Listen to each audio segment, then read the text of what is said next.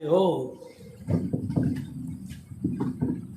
مصلحت کا تقاضا ہے، سمجھوتا کر لیتے ہیں، اور سمجھوتا کرنا تو ہمیں ہمارے نبی نے سکھلایا ہے۔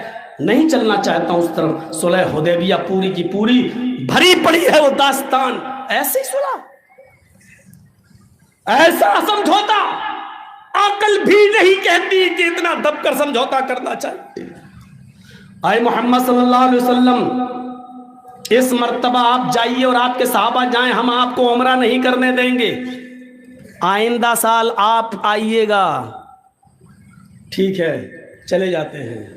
آئندہ سال آپ آئیں گے، 3 دن سے زیادہ آپ کو مکے میں رہنے کی اجازت نہیں دی جائے گی۔ یا اللہ، مکے میں ہمارے باپ دادا کے گھر آج بھی موجود ہیں، اور ہم ہی کو ہمارے گھروں سے روکا جا رہا ہے۔ ہمارے باپ دادا کی زمینیں آج بھی مکے میں پڑی ہوئی ہیں، اور ہم ہی سے کہا جا رہا ہے کہ مکے میں 3 دن سے زیادہ نہیں رکنے دیا جائے گا۔ ہم ہی نے اس ملک کو آزاد کرایا ہے، اور ہم ہی سے کہا جا رہا ہے کہ تمہیں اپنے دستاویز دکھانا پڑیں گے کہ تم اس ملک کے ناگرک ہو یا نہیں ناگرک۔ اس سے بڑا ظلم ہمارے اوپر اور کیا ہو سکتا ہے؟ لیکن اس کے باوجود اللہ کے نبی نے کہا ٹھیک ہے، ہم 3 دن سے زیادہ مکے میں نہیں رکیں گے۔ اس سال نہیں جائیں، ٹھیک ہے، جا رہے ہیں واپس۔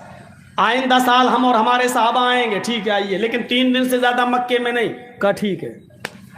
ہمارے آدمی، ایک اور شرط، ہمارے آدمی تلوار لے کر گھومیں گے ننگی کھلی ہوئی، اور آپ کے صحابہ تلوار لا تو سکتے ہیں لیکن تلوار میان میں ہوگی، کھلی ہوئی تلوار لے کر نہیں۔ ہمارے آدمی تلوار لے کر گھومیں گے لیکن آپ کے آدمی تلوار لے کر نہیں۔ آپ نے کہا ہم لڑنے کے ارادے سے آئیں گے ہی نہیں، اس لیے ہمیں تمہاری یہ شرط بھی منظور ہے۔ اور چوتھی شرط، ہمارا کوئی آدمی بھاگ کر اگر مدینے جائے گا تو آپ کو واپس کرنا ہوگا، اور آپ کا کوئی آدمی اگر بھاگ کر مکے میں آ گیا ہمارے پاس تو ہم اسے واپس نہیں کریں گے۔ اللہ کے نبی نے کہا مجھے تمہاری یہ شرط بھی منظور ہے۔ سگنیچر ہونے لگے۔ کافروں کی طرف سے نمائندگی کر رہا تھا سہیل، قریش کا سردار بن کر آیا۔ اللہ کے نبی نے لکھ دیا کہ محمد رسول اللہ کو یہ ساری شرطیں منظور ہیں، لکھوا دیا۔ سہیل نے جب یہ پڑھا تو اس نے کہا اے محمد ابن عبداللہ، میں آپ کو رسول اللہ نہیں مانتا ہوں، آپ کو میں عبداللہ کا بیٹا مانتا ہوں، اور اس میں یہ لکھا ہوا ہے کہ محمد الرسول اللہ کو شرطیں منظور ہیں، یہ رسول اللہ کاٹو، جب تک رسول اللہ نہیں کاٹو گے میں نہیں مانوں گا۔ تو اللہ کے نبی نے حضرت علی سے کہا اے علی، لفظ رسول اللہ کاٹ دو اور آگے لکھ دو محمد ابن عبداللہ کو یہ شرطیں منظور ہیں۔ حضرت علی نے کہا اللہ کے رسول، کیا آپ رسول اللہ نہیں ہیں؟ فرمایا ہوں۔ پھر میں کیوں کاٹوں؟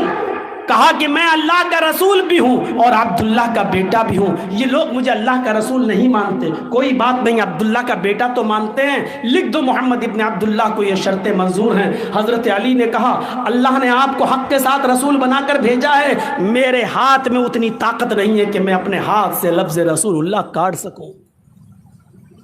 اللہ کے نبی نے کہا کیسا منظر ہوگا صحابہ کے سامنے۔ اللہ کے نبی نے کہا علی پھر مجھے بتاؤ کہ کہاں لکھا ہے، پڑھو بخاری، کہاں لکھا ہے مجھے بتاؤ۔ جب حضرت علی نے بتایا یہ، اور اللہ کے رسول جب اپنے ہاتھ سے رسول اللہ کاٹ رہے تھے تو حضرت عمر فاروق کے آنکھوں میں آنسو تھے، اور حضرت عمر فاروق نے کہا اے اللہ کے رسول مجھے 1-2 سوالوں کا جواب دے دیجیے۔ آپ نے کہا کیا ہے اے عمر، کیا بات ہے؟ فرمایا السنا علی الحق، اے اللہ کے نبی کیا ہم حق پر نہیں ہیں؟ کہا ہاں تم حق پر ہو۔ اے اللہ کے نبی کیا یہ غلط نہیں ہے؟ کہا ہاں یہ غلط ہیں۔ کہا اے اللہ کے نبی اگر آج آپ جہاد کا حکم دے دیں اور ہم ان سے لڑنے لگیں، اگر ہم ان کو مار دیں، لڑتے لڑتے ان کو قتل کر دیں تو کیا یہ جہنم میں نہیں جائیں گے؟ قتلاہم فی النار، کیا ان کے مقتول جہنم میں نہیں جائیں گے؟ فرمایا ہاں جائیں گے۔ کہ اللہ کے رسول اگر لڑتے لڑتے یہ ہمیں مار دیں، یہ ہمیں قتل کر دیں، قتلانا فی الجنہ، تو کیا ہمارے مقتولین جنت میں نہیں جائیں گے؟ اللہ کے نبی نے کہا ہاں جائیں گے۔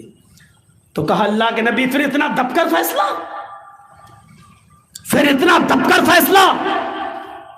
آپ اجازت دیجئے کہ ہم لڑیں، ماریں گے یا مر جائیں گے، لیکن اتنا دب کر سمجھوتا نہیں کریں گے۔ اللہ کے رسول نے حضرت عمر فاروق کی بات کو ریجیکٹ کرتے ہوئے کیا کہا؟ نہیں عمر، اس وقت جو میں سمجھ رہا ہوں وہ تم نہیں سمجھ رہے ہو۔ اس وقت حکمت کا تقاضا یہ ہے کہ ان کی بات ساری کی ساری مان لی جائے، چاہے ناجائز ہی کیوں نہ ہو۔ اور آپ نے مانی،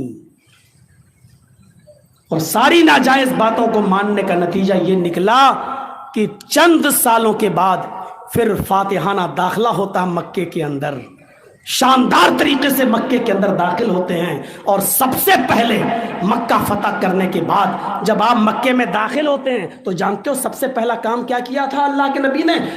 خانہ کعبہ میں گئے، حضرت علی کے کاندھے پر سوار ہو گئے، اور اللہ کے رسول نے جب اٹھے حضرت علی کو کھڑا کر دیا اور اپنی چھڑی دے دی۔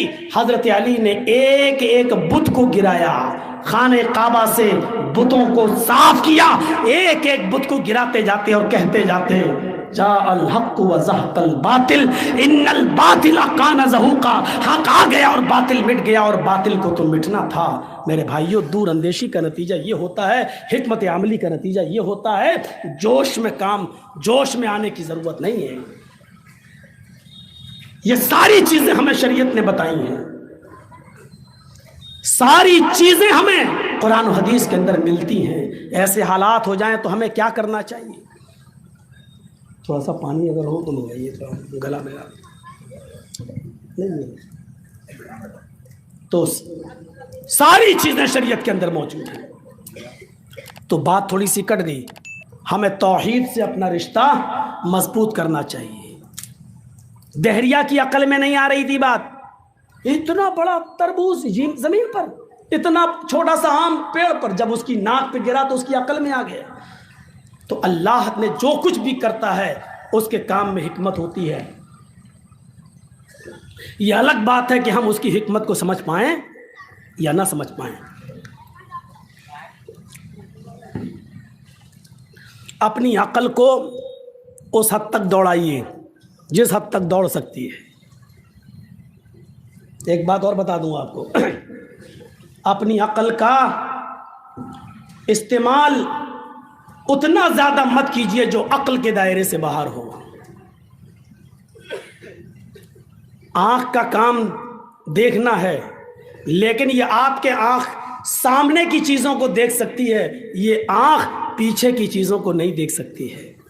اب آپ کہیں کہ اس آنکھ کا کیا کام ہے جو سامنے کی چیز کو دیکھ رہی، پیچھے دکھ ہی نہیں رہا، بیکار ہے۔ کان کا کام سننے کا ہے۔ آپ یہاں بیٹھ کر میری آواز سن سکتے ہیں، لیکن 2 کلومیٹر دور جب آپ چلے جائیں اور مائک بھی نہ ہو تب آپ کا کان میری آواز نہیں سن سکتا بغیر کسی آلے کے۔ اب یہ مت کہنا موبائل میں تو لندن بھی سن لیتے ہیں لوگ، بغیر